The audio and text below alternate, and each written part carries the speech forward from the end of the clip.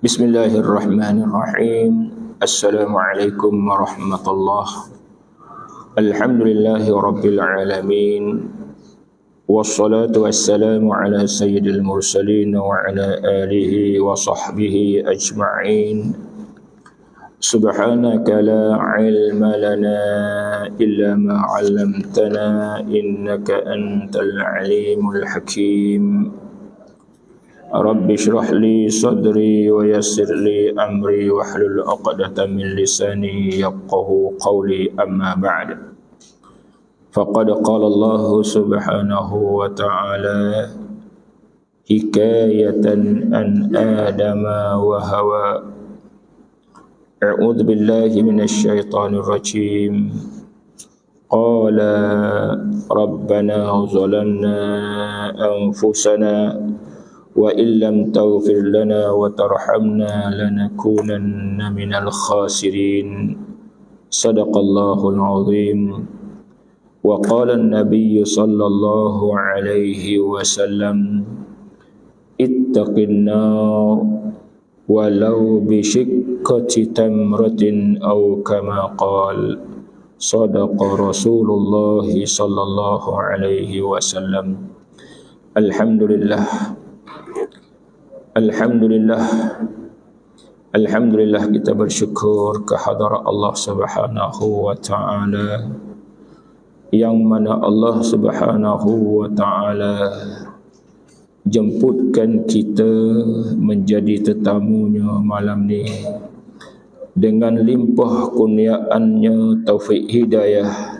Dapatlah kita bersama di tempat yang seumpama ini, yang dikatakan tempat yang semulia-mulia tempat di atas muka bumi Allah Subhanahu wa taala. Alhamdulillah, Allah Subhanahu wa taala hikayat tentang dua orang hamba yang mengakunya dia tentang kesalahannya dengan Allah Subhanahu wa taala, yang selalu juga kita membaca doa ni, Rabbana zalamna anfusana wa illam taghfir lana wa tarhamna lanakunanna minal khasirin. Ialah empat benda yang agak-agaknya penting, dan kita kena ingat selalu empat benda yang diminta oleh nenek kita Adam dan Hawa. Iaitu pertama ialah kezaliman, yang kedua kerugian, yang ketiga ialah keampunan, yang keempat kesayangan. Empat-empat ni permulaannya dengan zalim, kesudahannya dengan kerugian, dan pertengahannya dengan keampunan dan kesayangan. Maka asbab ialah manusia hamba Allah Subhanahu wa taala ialah nak jadi rugi dalam kehidupannya, bukan saja dunia malah akhirat. Kerana sebut kata rugi ialah lawan dia keuntungan. Untung. Maka rugi dan untung ini biasanya ialah berada dalam perniagaan. Maka kita kesemua berada di atas dunia buat sementara. Kesemua Allah bagikan modal kepada kita. Maka bila ada modal di atas hambanya, kalau dia cerdik, bijak, pandai, gunakan modal itu, maka dapatlah keuntungan. Kalau dia tak pandai guna modal, maka dia menjadi seorang yang rugi di sisi Allah Subhanahu wa taala. Walaupun nampak dia itu untung, tetapi di sisi Allah tetap rugi. Manakah punca-punca kerugian dalam perniagaan? Maka punca nak jadi rugi antaranya kezaliman. Kezaliman. Apakah zalim? Kita dah tahu. Letakkan satu benda tidak kena pada tempatnya. Sama ada kezaliman itu diri kita sendiri ataupun kita zalim ialah akan makhluk-makhluk. Maka kesemua itu asbab kerugian. Maka sebut kata rugi, kalau kita tanya ke semua bentuk manusia, baiknya mukmin kafir, dia tak mau rugi. Maka hakikat rugi ini akan berlaku ke atas hamba Allah kalau dia letakkan modal nikmat amanah yang diberi oleh Allah tidak kena pada tempat. Maka tidak ada seorang yang tidak ada melakukan kezaliman hamba Allah ini kecuali dua jenis manusia yang tak akan melakukan kezaliman. Yang pertamanya Nabi, yang keduanya Rasul. Kerana dua jenis ini ialah dikatakan ismah ataupun dengan kata lainnya terpelihara, Allah jaga. Maka lain pada tu kesemuanya zalim, letakkan sesuatu tidak kena tempat.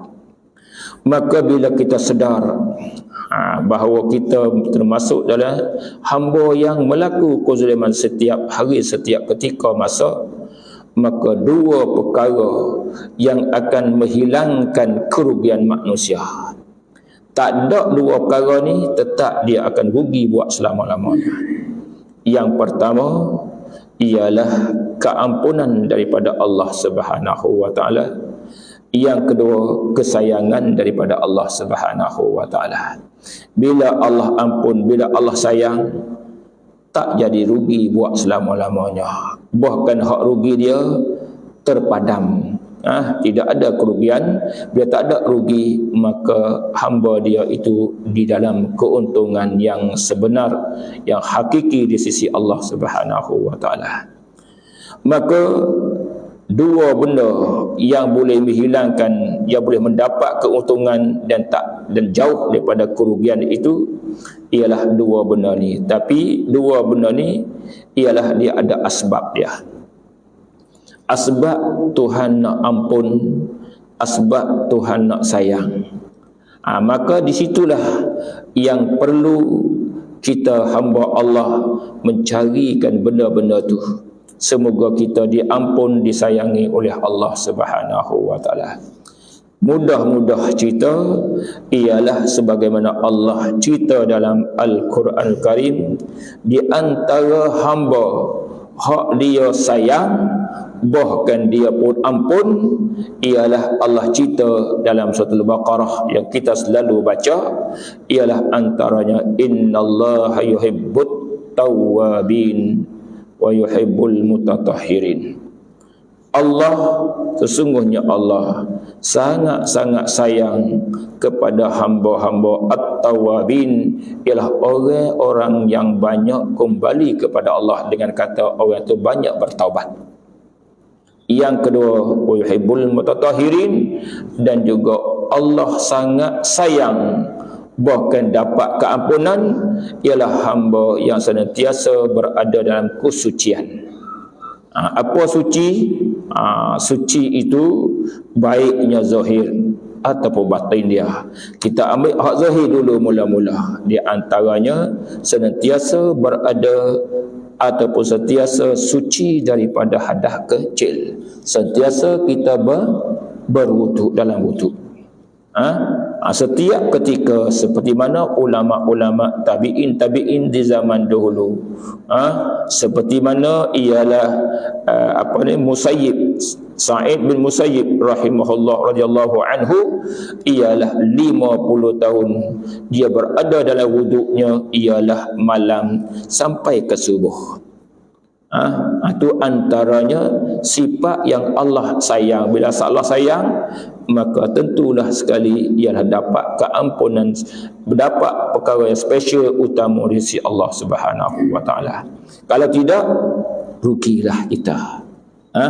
Itu sebagaimana ialah mukadimah kita nak masuk malam ni. Maka di antara lagi termasuk dalam orang-orang ataupun hamba-hamba yang dapat keampunan dan kesayangan ialah hamba-hamba yang berada di dalam taman syurga Allah SWT, iaitulah dalam majlis ilmu. Ini antaranya.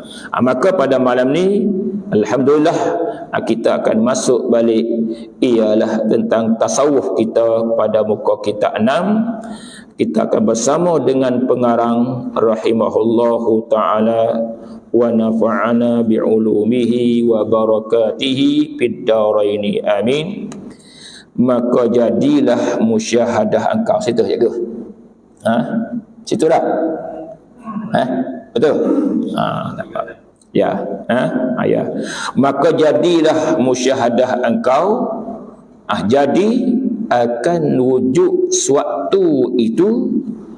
Wujud suatu itu ialah membawa ia suatu akan musyahadah engkau kepada wujud Allah Subhanahu wa taala. Dalam tajuk kita ialah yang lepas ialah nas dalil-dalil yang kita ambil daripada dalil itu ialah ini alam menunjuk di atas kewujudan Allah Subhanahu wa taala, menunjuk di atas keesaan Allah, menunjuk di atas kekuasaan Allah, menunjuk di atas keilmuan Allah Subhanahu wa taala. Maka yang lepas ialah dia terang tentang ayat Allah Subhanahu wa taala pada firman Allah surah Al-Baqarah yang lepas 115, walillahil masyriqu wal maghrib fa aynama tuwallu fa samma wajhullah. Di mana kita berada, maka kita akan dapatlah tentang Allah Subhanahu wa taala.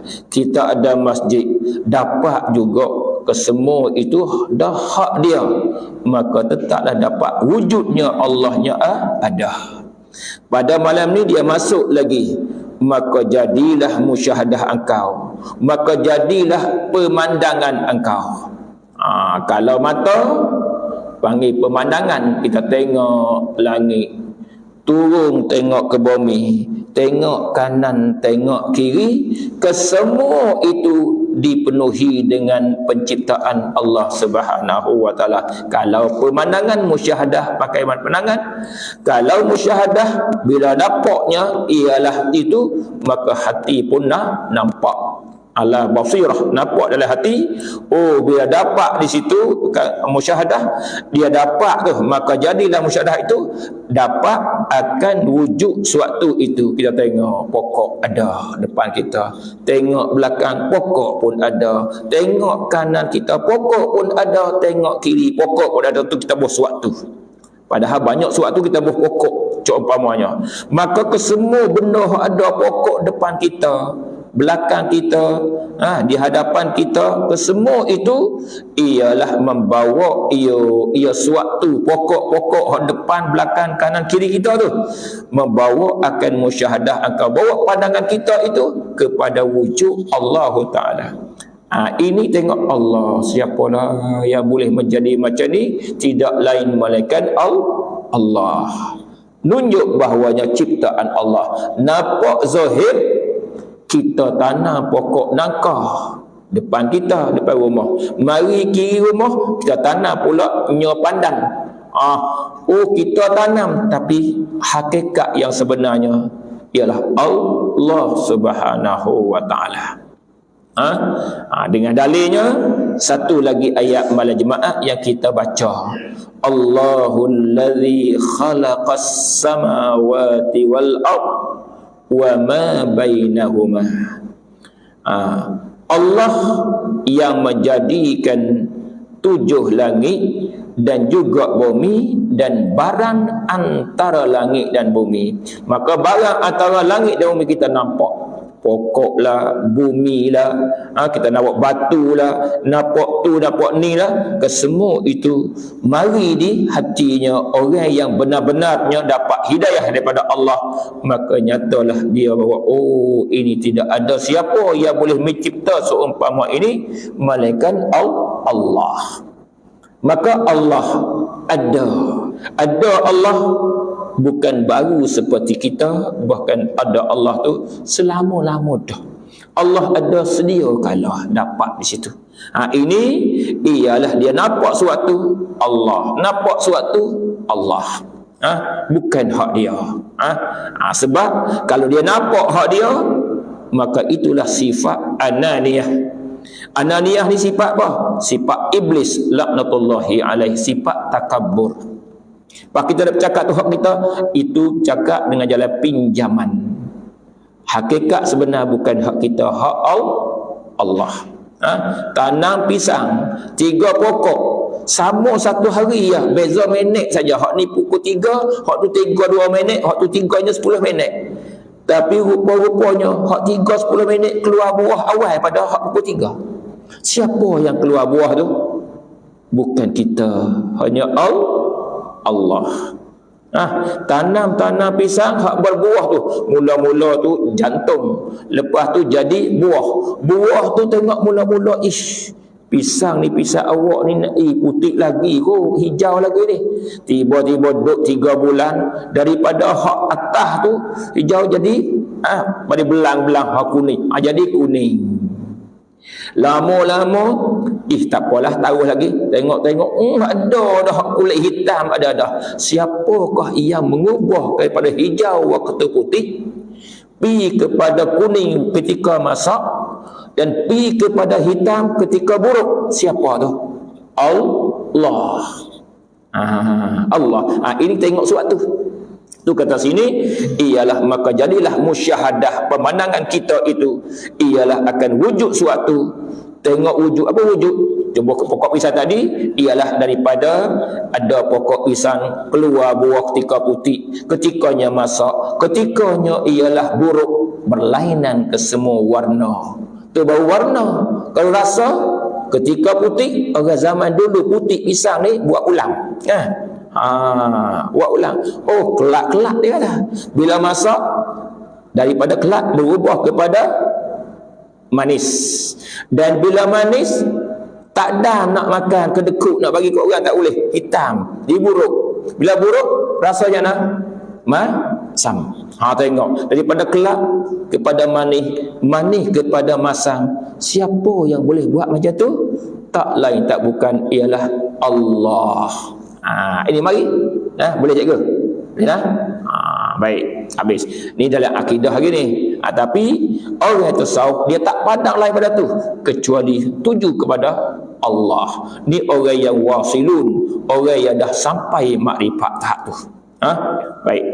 Kemudian dan apabila tetaplah akan musyahadah engkau akan wujud Allah, bila hati kita dah yakin, tak bergonjang, tidak ada wawah, tidak syak, ragu lagi bahawasanya pemandangan kita itu ialah tuju direct kepada adanya Allah, ada pencipta, ketika tu juga maka hilanglah daripada engkau akan musyahadah kepada suatu yang lain pada Allah. Ini bukan, ni bukan, orang lain tak boleh buat pun, benda lain, benda makhluk tak boleh pun kecuali Allah. Maka hilang automatik. Kenapa? Hati pemandangan dia itu, hati dan pemandangan dia hanya duduk dengan Allah Subhanahu wa taala. Ini orang yang suci hatinya. Dia tengok yang tu bukan ni hak Allah. Orang tak ada yang tu, dia mari hak tu, hak ni ke semua. Yang ni dia tak perlu dalil banyak, dia tengok Allah tu. Mana dalil kata hak Allah ada pokok ni hak tanah, ya mari. Tapi hak ni tak direct. Ni kata sini, tetaplah akan musyahadah engkau akan wujud tu. Maka tak, kalau tetap, maka hilanglah daripada engkau, hilang daripada hati engkau tu akan musyahadah, akan nak yakin, akan nak kata, nak tengok kepada sesuatu yang lain daripada Allah. Tak ada lah. Habis ya. Berlaku apa-apa, tak boleh berlaku kecuali Allah. La yusibana illa ma kataballahu lana. Dia mari di situ. Yang ni kena duduk selalu. Sentiasa kita ingat macam tu. Kita nak dapat satu benda, ingat yang ni. Sebab tu Allah Subhanahu wa taala dia sayang ke hamba, khususnya orang mukmin. Kenapa? Dia pun suruhlah ingat ke dia. Fazkuruni adzkurkum. Ingat, sebutlah akan aku, adzkurkum. Nescaya aku ingat dan aku sebut akan kamu. Washkuruli, dan kamu syukur akan aku, wala takfuruni, dan jangan engkau kufur akan aku sekali-kali. Syukur dengan lidah alhamdulillah. Dengan lidah, dengan kaki tangan kita bergerak Allahu Akbar, umpama rokok, sujud. Hati kita niat lillahi subhanahu wa ta'ala. Itu bentuk syukur. Baiklah. Baik. Habis. Kemudian bila dah hilang, penuh habis kecuali Allah, maka dan tetaplah yakin engkau akan wujud Allah. Masa itulah ketika hilang lain, maka ketika itulah yakin dengan Allah 100%. Orang jenis ni, hamba jenis ni, bila dia sembahyang pun tak ada risau, kerana dia berada dengan Allah. Di sinilah dalam hadis menyatakan, sepotong hadis, ialah as-salatu ja'alatis salatu qurrata aini.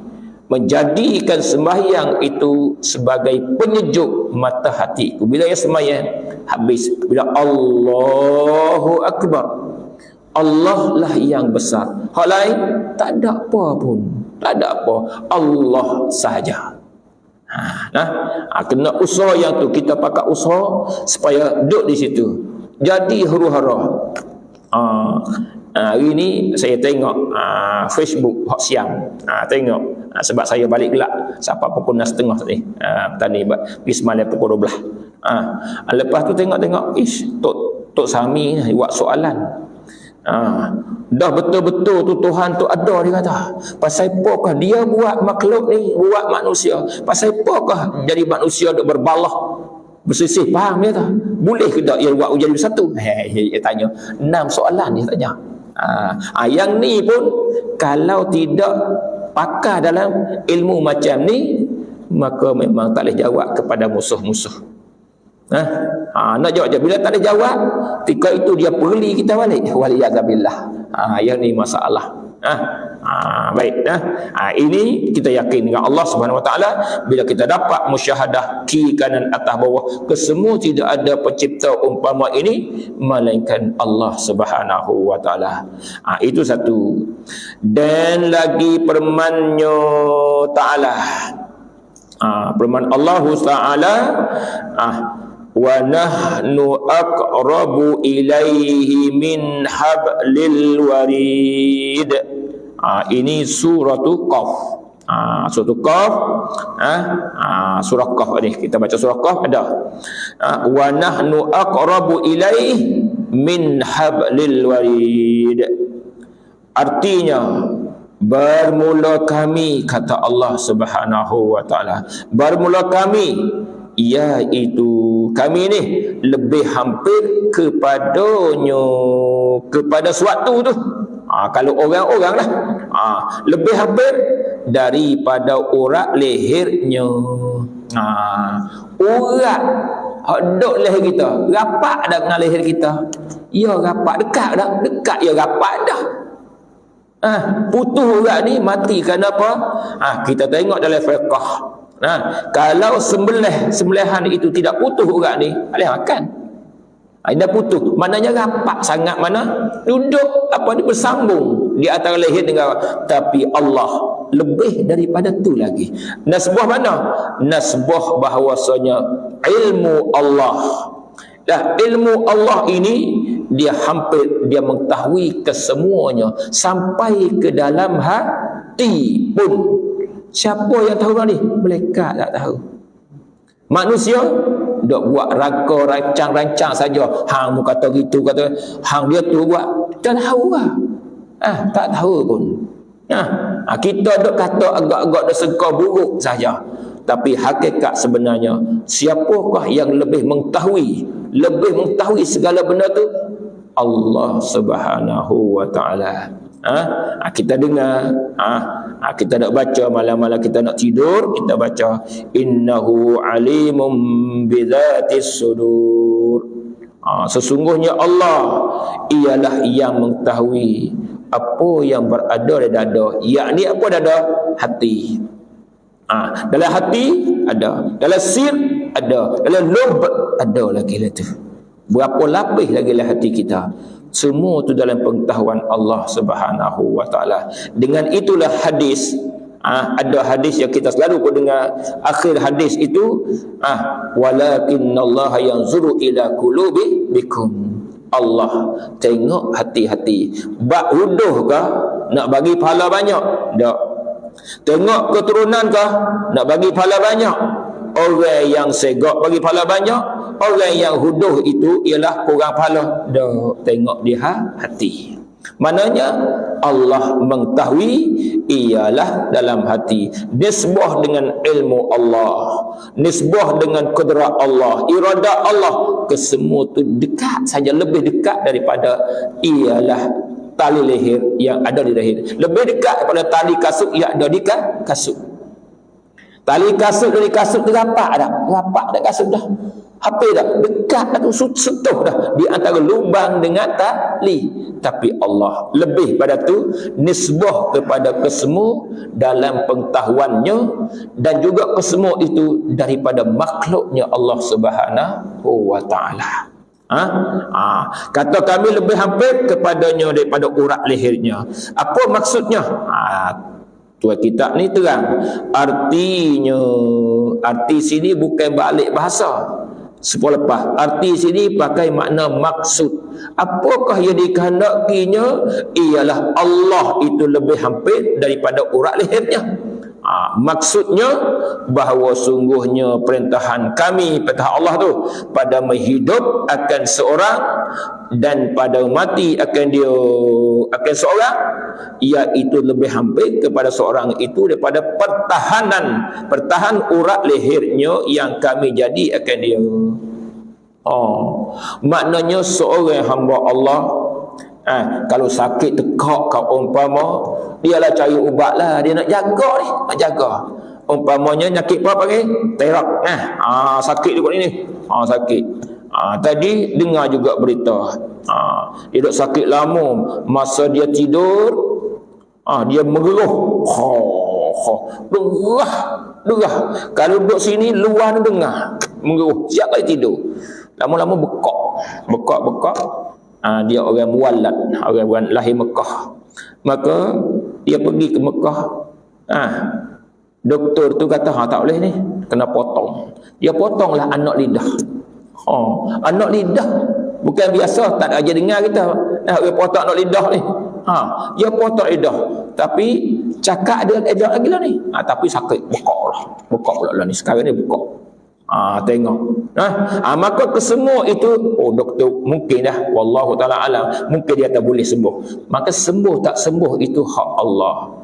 Ibrahim telah berkata, yang Allah hikayat, Ibrahim kata apa? Wa idza maridtu fahuwa yashfi. Bila aku sakit, maka yang menyembuhnya, yang jadi penyembuh dianya, Allah Subhanahu wa taala. Dia tak kata Allah wi sakit, Allah wi sembuh, tak. Hakikat sebenarnya sakit kesembuhkan Allah, tapi dia tak sandar benda yang sakit, benda yang tak elok tu dia tak sandar kepada Allah, tapi benda yang elok, penyembuh itu dia sandar kepada Allah. Inilah maqam ni. Maka sini dia kata apa? Ialah Allah nak ceritanya ialah dalam perintah, ya kami menghidup, ya allazi khalaqal mauta wal hayah. Allah menjadi takdirkan hidup dia, takdirkan mati dia tu akan seorang, dan mati akan dia ke seorang tu, iaitu lebih hampir kepada seorang itu daripada perintahan urat leher. Dia dok kita bercakap ni dia duk jaga, dia duk kontrol ni, kontrol ataupun dia duk apa ni duduk jaga urat dia ni, bab cakap ke bab apa duk jaga ni maka Allah lebih pada tu lagi. Maksudnya dia nak cerita sini, kesemua itu ialah daripada Allah Subhanahu wa taala. Kita baca surah An-Nisa, kita akan dapat satu ayat, kullun min indillah. Katalah engkau wahai Muhammad, kullun, kesemua itu min indillah, kesemua di sisi Allah Subhanahu wa taala. Baik. Kemudian dia kata ini lebih baik, lebih apa ni, lebih daripada pertahan urat lehernya yang kami jadi akan dia akan urat leher itu, sebab bagi hidup seorang itu bila ada urat ni, antara asbab Allah menjadikan ni, maka dia boleh hidup. Putus urat ni, hidup dah, mati kita. Tu adabnya, adab mati. Adab hak biasanya mati, putus urat ni. Tapi kekuasaan Allah, orang putus kepala pun hidup lagi. Orang hak tidur beribu-ribu tahun hidup dah. Tapi istilah kita sekarang, bila ditidurkan tak lama orang tu di hospital. Tapi bila Allah tidurkan, belum tentu lagi dia tu. Mana beribu tahun dah tidur tapi dia tak hati. Siapa tu? Ashabul Kahfi. Dah 300-400 tahun dulu duk tidur lena. Bila bakit-bakit tu, Allah, berapa lama kita setengah hari? Ada banyak hari dah. Jawab saya kata, Allah lah Maha mengetahui. Masuk lagu gua semula, tidur tak bakit lagi lah ni. Kesemua tu siapa yang tu? Allah Subhanahu wa taala. Kalau tengok adab, kita tengok adab learning. Peperangan di Gaza kecil ya, senjata pun tak banyak lah kira, setahun lebih dah, tapi tak lewat apa. Siapa tu? Qudratullah, kekuasaan Allah Subhanahu wa taala. Tengok di sini ialah jaga baik-baik, dia kata sini ialah kesemua tu asbab hidup seseorang. Mendadak jaga urat ni tak boleh putus, apa kita bimbang lah situ, rupa-rupanya Allah lebih lagi pada tu. Makna di sini musannif rahimahullahu taala bahawa mari ni apa rahsianya, antara hikmah rahsianya supaya kita kesemua itu kembali balik kepada Allah Subhanahu wa taala. Bila tengok suatu benda, kita janganlah pi ikut lain, hanya kembali balik pada Allah. Tu dengan jalan ingat oleh hati, jangan sebut pula masya-Allah, tabarakallah. Dengan itulah kata ulama, sehari-hari kita jangan tinggallah tentang nama Allah. Sehari-hari sekurang-kurangnya 7 perkataan kita akan sebut nama Allah. Sekurang-kurangnya. Pertama, ketika kita nak buat kerja, kerjaan kita itu kalau syarak, dia nilai harga mahal benda tu, seperti nak makan, nak tidur, nak minum, nak bakit umpama, sekurang-kurangnya bacalah bismillah. Nama Allah ada tak? Ada. Sekiranya tersilap pula buat kerja pula, mulutnya lancar perkataan, sebut apa? Astaghfirullah, ada nama Allah tu, ingat.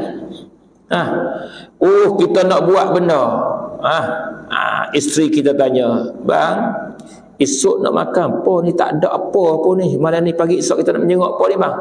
Roti canai lah, tak apa. Kalau sebut kat tu tak ingat Allah, kita kata roti canai lah, insya Allah. Tengok, kena ada yang tu. Pas benda ni benda harian ni, benda harian. Benda harian, benda macam ni. Sekiranya tengok benda tu, pasal abang ni tak mampu nak buat kau ni benda ni, la haula wala quwwata illa billah al-aliyyil azim. Ada dapat Allah. Kau tengok benda ni, nampak bagus sungguh ni, alhamdulillah, ataupun masya Allah. Masya Allah. Lepas tu dengan kata la ilaha illallah, tak ada Tuhan malaikat Allah. We basah mulut macam tu. Nampak benda kecil, tetapi hakikat sebenarnya besar. Kerana apa? Kerana lidah dibasahi dengan nama Allah. Hati masing-masing, kalau boleh tasawur, boleh gambarkan makna dia, alhamdulillah, sekurang-kurangnya ada pada lidah kita. Boleh tak? Baik, masuk balik. Habis, kemudian masuk balik. Bermula takrir yang dimakian itu. Bermula takrir ni bahasa Arab. Bahasa kita kata bermula keterangan, penjelasan, syarahan dimakian itu hak tersebut daripada bibar apa ayat Quran hak dia papar kepada kita. Musannif nak terang sekali lagi hak takrir, hak keterangan, hak penjelasan yang lepas, iaitu bahawa sungguhnya urat leher seorang itu adalah ia sangat hampir kepadanya. Kepada mana ni? Kepada Allah. Ialah lebih lahir, lebih dekat, lebih maknanya urat dia itu, leher seorang itu adalah sangat hampir daripada segala juzuk yang lain daripadanya. Maknanya di sini dia kata apa? Dia nak terang lagi. Urat ni, urat yang ada di leher kita ni, nak banding dengan tangan, nak banding dengan mata, nak banding dengan mulut, nak banding dengan hidung, nak banding dengan jari kita, kaki kita, lutut kita, hak mana paling dekat dengan kita? Urat. Sebab di situ bila putus adabnya, kebiasaannya putus urat tu, dia tak hidup orang. Kalau putus hidung, tak apa lagi. Adab kata boleh lagi. Putus telinga, tak apa lagi. Putus kaki, tak apa lagi. Putus jari, tak apa lagi. Tapi putus leher tu, tu kan adab biasanya ialah tak ada orang tu mati. Dalam akal kita kata harus hidup, tapi adab kebiasaannya tak hidup. Maka di sini rupa-rupanya urat leher ni lebih rapat dengan kita lah, betul. Hak lain jauh sikit. Maka Allah lebih daripada urat leher lagi. Lebih dari urat leher. Maknanya sentiasa kita ingatkan Allah. Bila ada dua orang, ada orang yang ketiga. Al-Quran kata, bila ada empat, ada yang kelima. Yang kelima, ada yang kena. Siapakah hak yang kedua, yang ketiga, ataupun yang keempat, yang kelima tu? Allah Subhanahu wa ta'ala. Jadi baik. Kemudian kata sini ialah kepada daripada juzuk-juzuk yang lain daripada leher tadi, leher seorang. Hak lain jauh dengan leher ni. Dengan tangan kita jauh. Sebab kerana bahawasanya ia siapa ni? Ialah urat yang lahir tu, urat leher tu. Iaitu akan urat leher jadi oleh Allah akan sebab bagi hidup seorang itu. Antara asbab-asbab manusia nak hidup itu, Allah menjadikan dua urat leher antaranya. Allah mampu tak jadi urat tu hidup. Ya, innallaha ala kulli syai'in qadir. Semua itu dalam kekuasaan Allah. Tapi asbab ada. Bila kita kahwin, asbab perkahwinan, bila ada perkahwinan syar'i, maka disandarlah anak tu kepada bapa. Bin ada asbabnya perkahwinan syar'i. Tapi ada orang kahwin syar'i tapi tak dapat anak. Ada tak? Ada. Tapi asbab adilnya bila kahwin ada anak. Orang tak kahwin ada anak, ada tak? Ada. Mana? Ialah Maryam, anaknya Nabi Isa alaihissalam. Tak kahwin pun. Ada ke tak yang tak ada bapa, tak ada ibu? Ada tak? Ada Nabi Adam alaihi salam. Tapi hak biasanya, adab biasa hak sebabnya bila seorang itu pi akad dapat itu iman, qabiltu nikahaha, aku terima nikah, biasanya dapat asbab tu dah dapat. Mimma indafik, ialah air mani yang berlawan-lawan antara lelaki dengan perempuan. Asbabnya ialah keluar anak. Ni asbab nak hidup manusia, antaranya ialah lahir, urat lahir. Maknanya Allah menjadi yang tu. Tapi walau bagaimanapun, Allah hampir daripada urat lahir yang ia menjadikan asbab untuk manusia hidup itu.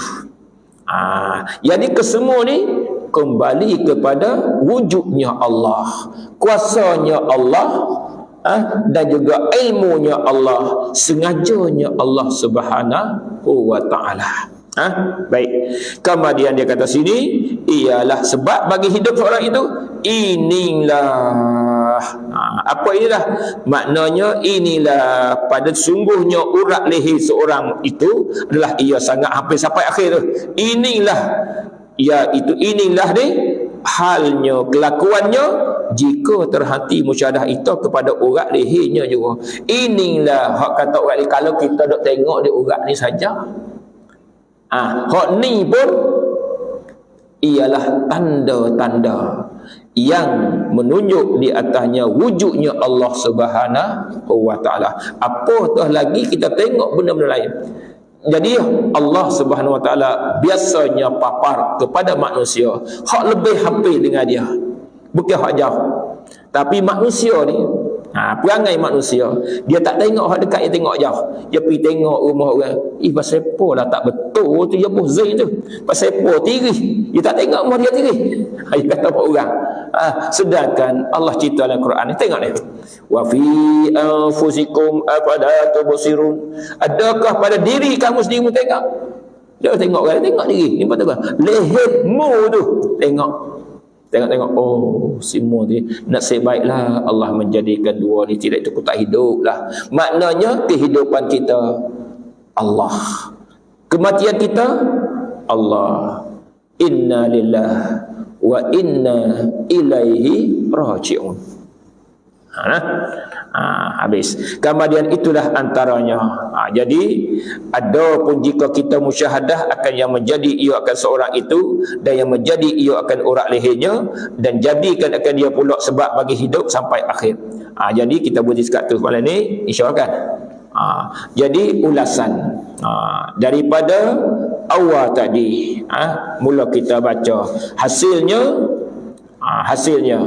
yang menjadi hati kita yakin, antaranya ialah Allah Subhanahu wa taala menjadikan 3 alat di manusia yang paling special, paling utama.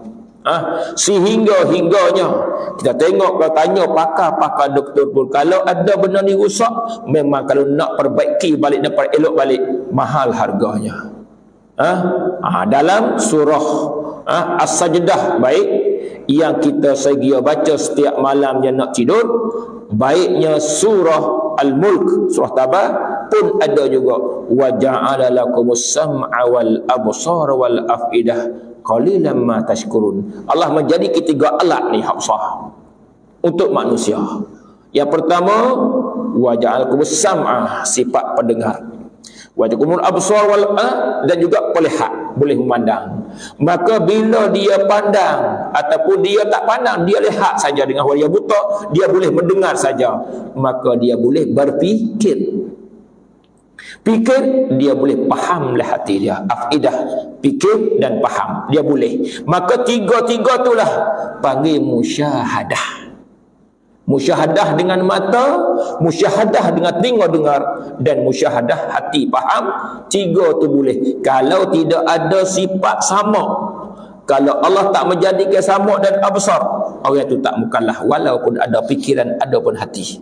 Maka hilang paci indera 2 hak besar, iaitulah pendengaran. Ia tak boleh dengar, ia buta, ia tuli, dia buta, nak fikir je mana, nak faham je mana. Ya tak boleh. Maka tiga-tiga ni alat penting. Maka di sini ialah menunjuk bahawanya kita memandang, tengok kanan, tengok kiri, atas, bawah, belakang, depan, maka kita pun fikir tengok, marilah difahamlah, oh kesemua daripada Allah Subhanahu wa taala. Sambung lagi hak tadi, tak lain tak bukan, kesemua itu yang daripada Allah dan kesemuanya kembali kepada Allah Subhanahu wa taala. Inna lillah wa inna ilaihi rajiun. Kembali situ kesemua. Ini kesemua itu ialah kena membersihkan hati, menyucikan hati daripada wawasil, daripada ialah apa panggil apa, gharak-gharak ataupun aghrab, orang panggil debu-debu ataupun daki-daki ataupun saki-saki yang najis-najis, kotor-kotor dalam hati, baru dia mari benda macam ni. Kesemua Allah ini, kesemua ni nak menyucikan tahzibun nafsi, nak menyucikan jiwa. InsyaAllah kita akan sambung balik.